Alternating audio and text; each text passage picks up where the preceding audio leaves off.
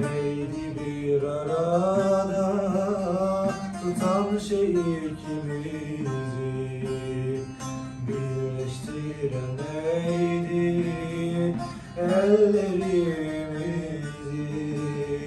Bırak anlatma bana imkansız sevgimizi.